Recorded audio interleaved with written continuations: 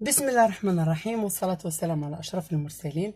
مرحبا بكم معي أخواتي في فيديو جديد ووصفة جديدة. اليوم إن شاء الله غادي نقدم لكم أو غادي نتقاسم معكم المحراش بالدقيق ديال الشعير، المحراش البلدي. هنا اللي كنحتاجو فيه الدقيق ديال الشعير. انا سبق لي وتقاسمت معكم او قدمت لكم الطريقه باش كتصايبوا البلبوله البلديه في الدار، وشفتوا عزلت الدقيق بوحدو، السميده رقيقه بوحدها والغلاده بوحدها، وبزاف استعمالات. يعني استعملته حتى في الفيديو اللي درت ديال كيفاش دير الشريحه، يعني كيفاش كتستغل هذاك الدقيق ديال الشعير باش كديروا الشريحه باش ما يتجمعوش عليها الحشرات. راه تقدروا ترجعوا الفيديو وتشوفوا الطريقه كيفاش. هنايا غادي نحتاج بطبيعه الحال تقريبا واحد المهم تقريبا واحد نص كيلو حتى الكثر ديال الدقيق ديال الشعير اللي عندكم، اللي متوفر عندكم في الدار، ماشي بضروري العبار. انا ما كنعبرش، غير كنعاين. هنايا قلت لك الدقيق ديال الشعير تقدروا تاخذوه الا ما كنتوش تصايبوه في الدار. انا صراحه هذا انا مصايبه على يديا. الا ما كنتوش تقدروا تصايبوه في الدار تقدروا تمشيو تاخذوا، دابا راه ولا متوفر عند موالين الزراع اللي كيبيعوا الزراع مطحون والحمراء وكيبيعوا السميد، راه كيكونوا كيصايبوا كيتباع مصايب. عندي هنايا الدقيق ديال الشعير، وعندي هنا دقيق القمح الكامل محيده ليه شويه النخاله. تقدروا ديروا الفارينه اللي حتى هي كتكون عند موالين الزراع كتباع، اولا تقدروا تصايبوها في الدار. بغيتو ديروا الدقيق الابيض ديروه، ولكن انا هنا كنفضل كندير غير الدقيق ديال القمح الكامل. عندي هنايا كيف ما كتشاهدوا الخميره البلديه. الخميره البلديه ان شاء الله الا بغيتو نتقاسم معكم الطريقه، نتقاسمها معكم كيفاش كنصايبها في الدار. اللي كناخذ هنا كنديرها في هذه السطيله، كنخويها كامله داكشي اللي عندي، وكنخلي غير شويه وانا غنسالي غنزيد عليه الدقيق باش يعاود يخمر ليا ونحتاجو نبغي نعجن الخبز كنديرها. عندي هنايا معلقه كبيره ديال العسل الحر. اللي ما عندوش العسل الحر يقدر يدير غير العسل العادي اولا السكر سنيده، ولكن انا كنفضل العسل. عندي هنا معلقه كبيره ديال الكمون، يعني غير ما مطحونش مزيان حتى منيل. وعندي هنا الملحه، نص كاس ديال الزيت العود، ضروري الزيت العود. بغيتو ديروا شي اضافات ديروا الزيتون اللي بغيتو. انا دابا غادي ندوز للطريقه على بركه الله. بسم الله. غادي ناخذ الدقيق ديال الشعير هو الاول، ونزيد عليه القمح، ندير هكا، نزيد كمون، العسل،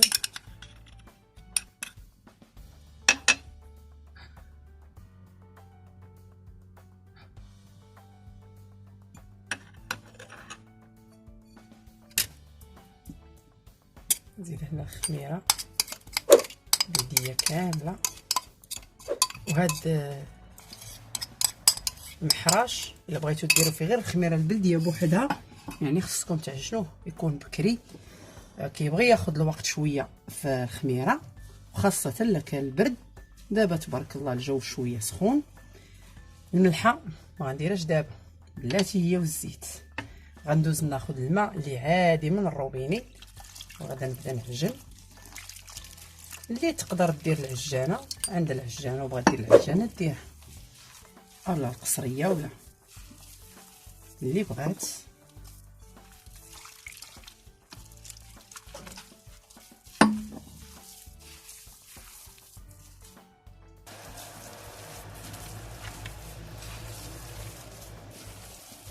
كتبغي شويه تكون مرخوفه هاد العجينه، غندور عليها كامله حتى نجمعها كامله ميبقاش عندي بكيك.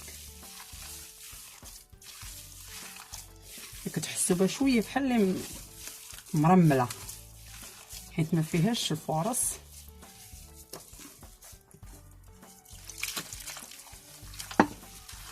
انا علاش درتها غير في هاد الجبانيه، يعني ما حيت ما غتحتاجيش تدلكيها بحال هكا، تخلطها غير بيدك.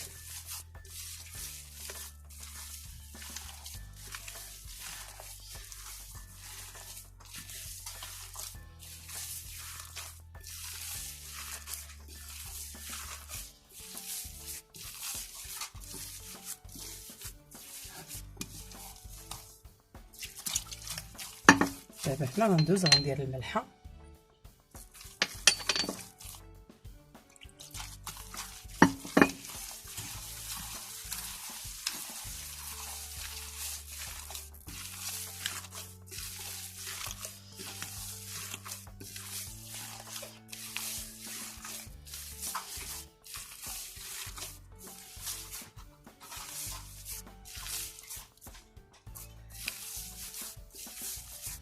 كيف ما كتشاهدوا خاصها تكون هكا خفيفه، بقى بحال هكا حتى ندخل هذيك الملحه اللي زدت، غنخدمها مزيان حتى ندخل هذيك الملحه اللي زدت صافي. وغادا نخليها واحد شويه تقريبا واحد ربع ساعه. زيد شويه الماء بحال هكا واحد ربع ساعه، ولا لقيتها شربات هذاك الماء ونشفات وعاود شويه قصاحت، غادا نزيدها الماء صافي. ملي غادا نزيدها الماء مهم انا غنخليها بحال هكا واحد ربع ساعه ونعاودو نتلاقى. كيف ما كتشاهدوا معايا من بعد ما دازت 10 ديال الدقائق كتولي بهذا الشكل هذا، شربات شويه صافي. ما غاداش نزيدها الماء، برك عليها غندير لها واحد شويه بحال هكا. وغادي دابا غندوز باش ندير الزيت، وهذا الزيت غندخلو مزيان في هذه العجينه بحال هكا صافي. غادا نستعمر حتى ندخل فيها هذا الزيت ونعاود نطلق.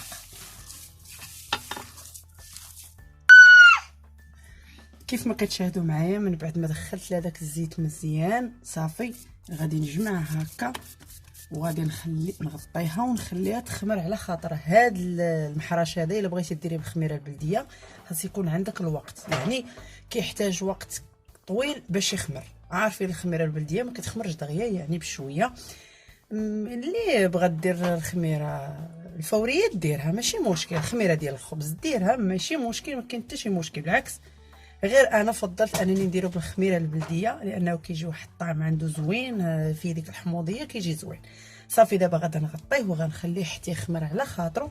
ملي يخمر ويضاعف الحجم ديالو ونبغي نقرصو وباش نديرو يطيب غادي تشاهدوا معايا ان شاء الله. هنا كيف ما كتشاهدوا معايا من بعد ما ضاعف الحجم ديالها خمرات، عندي هنا البلبوله الرقيقه ديال الدكراس، وعندي واحد شويه ديال الماء في الزلافه. نهبط هاد العجينه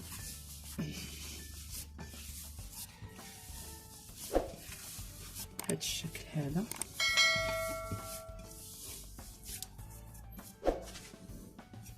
نزيد هذه هنا ونفزك يدي بحال هكا شويه الماء باش ما تلصقش ليا، وعلى حساب نتوما قداش بغيتو ديروه.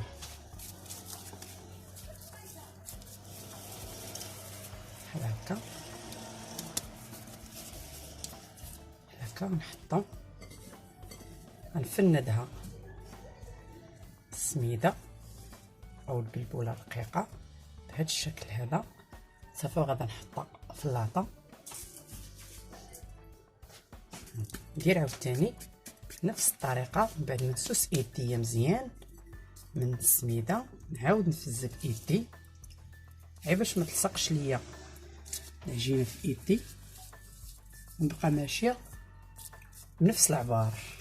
نتوما اللي بغيتو ديروهم صغيورين، بغيتو ديروهم كبار اللي بغيتو بحال هكا.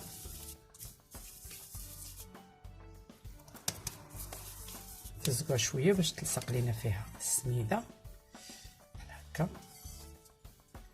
بهذه الطريقه هذه صافي. انا غادا نستمر حتى نكمل هذه الكميه اللي عندي ونعاودو نتلاقاو.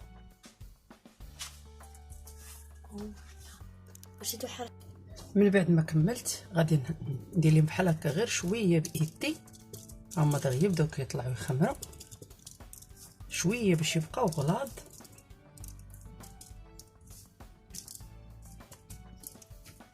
صافي وغادي ندوز قبل ما يخمروا غادا ندير لهم واحد الشرطه بحال هكا الوسط صافي. وغادا نغطيهم ونخليهم حتى يخمروا. ملي نقلبهم نلقاهم خمروا غادي نتلاقاو ان شاء الله. كيف ما كتشاهدوا من بعد ما خمر ليا الخبز ديالي غديري بحال هكا، ها هي كتبان لك خمرات. وباش تعرفيني تخمرك هاد الفتحات هادو كيف تشوفيهم يعني طلعوا مزيان. دابا شعلت الفران سخن مزيان ودرت واحد الكاسرونه ديال الماء بارد درتها في الفران من التحت. وإلا بغيتي تاخدي عندك الفابور او الرشاشه ترشي شويه ديال الماء غير باش على حساب يجي رطب شويه، ما كاينش ماشي مشكل. انا دابا غادي ندير غير شويه ديال الماء في كاسرونه غنديرو لتحت في الفران وغندخل الخبز ديالي طيب عادي كيف ما كطيبوا الخبز عادي صافي. وان شاء الله نتلاقاو ملي نخرجوا من الفران يكون طاب هذيك الساعه. كيف ما كتشاهدوا معايا هذا هو الشكل ديال المحراش ملي كيخرج من الفران، كيجي بهذا الشكل هذا. يعني هو كيتحمر ولكن ما كيبانش لكم انه راه محمر بزاف، لان الدقيق كيف ما كتعرفوا ديال الشعير كيكون دكن واخا يتحمر غير ردوا البال لي يعني يتحرق لكم. انا بحال انا واحد الوحده هنايا يعني دارت بزاف تحمرت ليا بزاف في اللاطه الاخرى، لانني هاد الكميه خرجت ليا كميه لا باس بها بهذا الشكل هذا. ودابا غادي نخليه حتى يبرد شويه وغادي نحطه في الطبق ديال التقديم باش تشوفوا الشكل النهائي ديالو. كيف ما كتشاهدوا من اخواتي هذا هو الشكل النهائي ديال المحراش البلدي اللي تقاسمت معكم اليوم، اللي بدقيق ديال الشعير ودقيق القمح الكامل بدون مواد حافظه او مواد اضافيه. فيه العسل الحر، الزيت البلديه، الخميره البلديه. اخواتي نتمنى انكم تجربوه، راه تيجي ساهل. وبالنسبه للاخوات اللي صعيب عليهم انهم يعجنوا الدقيق ديال الشعير راه شي حاجه بسيطه كيف ما شاهدتوا بلا ما تدلكي بلا حتى شي حاجه، غير يعني جميع المراحل تبعوها وصدقوني غادي ينجح معكم 100% لانه ساهل. وبالنسبه للاخوات اللي بغاو يضيفوا ليه الفورص ماشي مشكل، تقدر تضيفي ليه فورص الى ما عجبكش داك سميتو. بالنسبه اللي كيبقى داك العجينه شويه ديالو كتجي تتلصق شويه، ولكن راه كيجي المذاق ديالو خطير. وديك الحموضه ديال الخميره البلديه صراحه كيجي شي حاجه ما نتاكروش عليها، شي حاجه صحيه.